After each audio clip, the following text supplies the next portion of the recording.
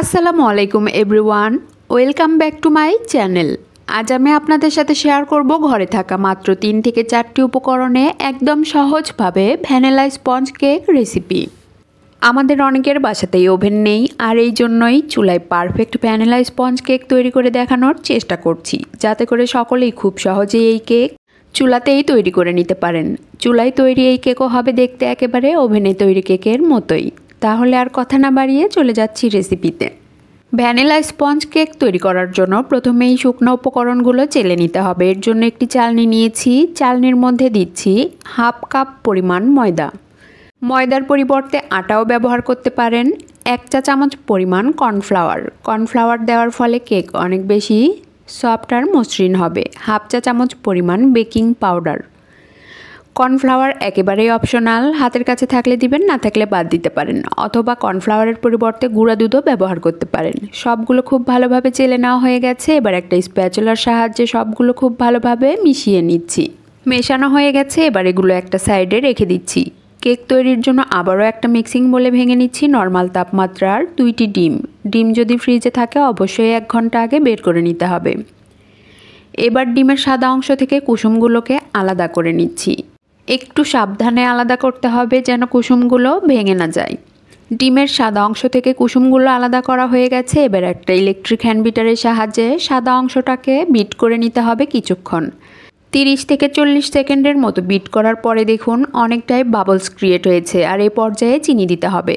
প্রথমেই চিনি দিতে গেলে অনেক সময় দেখা যায় চিনি গলে যায়, ফোম ঠিকঠাকভাবে তৈরি হতে চায় না।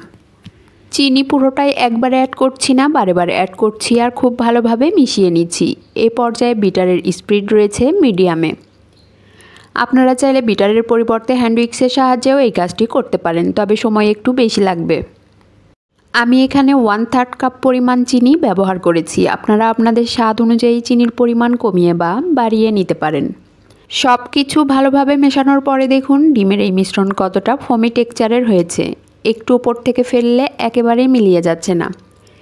যখন দেখবেন একেবারেই মিলিয়ে যাচ্ছে না, তখন বুঝতে হবে হয়েছে। আর এই পর্যায়ে অ্যাড করছি আগে থেকে আলাদা করে রাখা 2টি ডিমের কুসুম।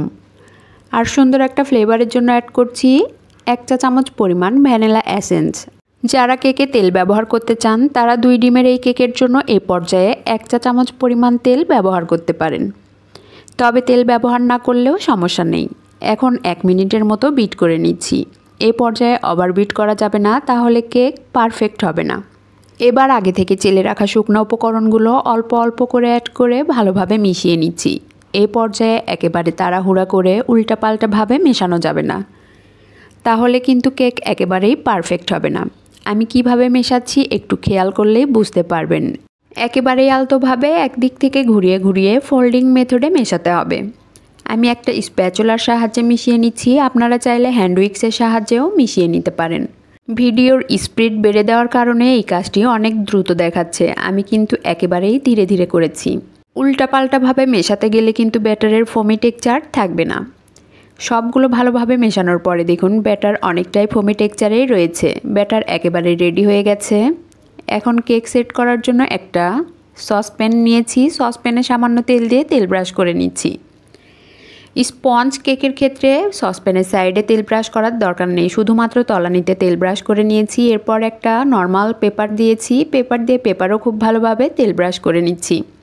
এবার আগে থেকে রেডি করে রাখা ব্যাটার সম্পূর্ণটাই সসপ্যানে ঢেলে দিচ্ছি। সম্পূর্ণ ব্যাটার ঢেলে দেওয়া হয়ে গেলে একটা কাঠির সাহায্যে ওপরে সমান করে নিচ্ছি। সমান করা হয়ে গেলে সসপ্যান কয়েকবার হালকা ট্যাপ করে নিচ্ছি, এতে করে এর ভেতরে কোনো এয়ার বাবলস থাকলে ফেটে বেরিয়ে যাবে। স্পঞ্জ কেকের ক্ষেত্রে একটু বেশি ট্যাপ করে নিতে হয়। কেক বেক করার জন্য চুলায় একটি হাঁড়ি বসিয়েছি, হাঁড়ির মধ্যে একটা স্ট্যান্ড বসিয়ে দিলাম। এবার স্ট্যান্ডের উপরে কেকের সসপ্যান বসিয়ে দিলাম। এখন একটা ঢাকনা দিয়ে ঢেকে প্রথম 5 মিনিট মিডিয়াম হিটে, এরপর 20 থেকে 25 মিনিট মিডিয়াম টু লো এর মাঝামাঝি হিটে বেক করে নিচ্ছি। কেক বেক করার ক্ষেত্রে অবশ্যই চেষ্টা করবেন সিলভার বা অ্যালুমিনিয়ামের হাঁড়ি ঢাকনা ব্যবহার করতে, এতে করে কেকে সুন্দর কালার আসে। 30 মিনিট পর ঢাকনা সরিয়ে মাশাআল্লাহ দেখুন কেক কতটা পারফেক্ট হয়েছে। ভেতরে পারফেক্ট হয়েছে কিনা একটা কাঠি দিয়ে চেক করে নিচ্ছি।